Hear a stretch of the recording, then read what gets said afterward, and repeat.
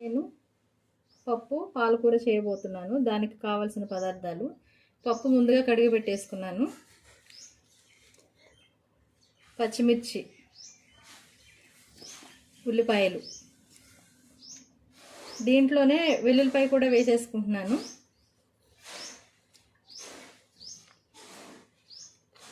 ఎక్కువ పచ్చిమిర్చి వేసుకుంటున్నాను ఎందుకంటే కారం అనేది దీంట్లో వేయను. నేను ఒక 5 టమాటాలు తీసుకున్నాను. చింతపండు కూడా వేయను దీంట్లో.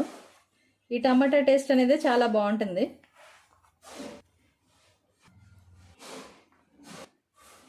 తర్వాత పాలకూర వేసుకుందాం.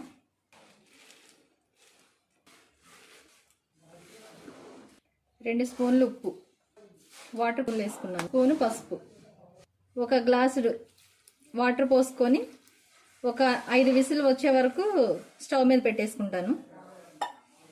దీంట్లోనే కొంచెం జీలకర్ర కూడా వేసుకుంటున్నాను.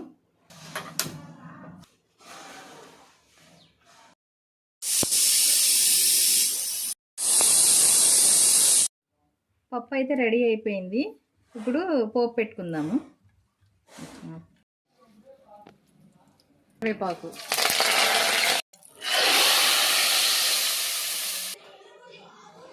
పప్పు అయితే రెడీ అయిపోయింది. మా వీడియో నచ్చితే లైక్ చేయండి, సబ్స్క్రైబ్ చేసుకోండి, అలాగే మా ఛానల్లో ఫాలో అవ్వండి. Thank you.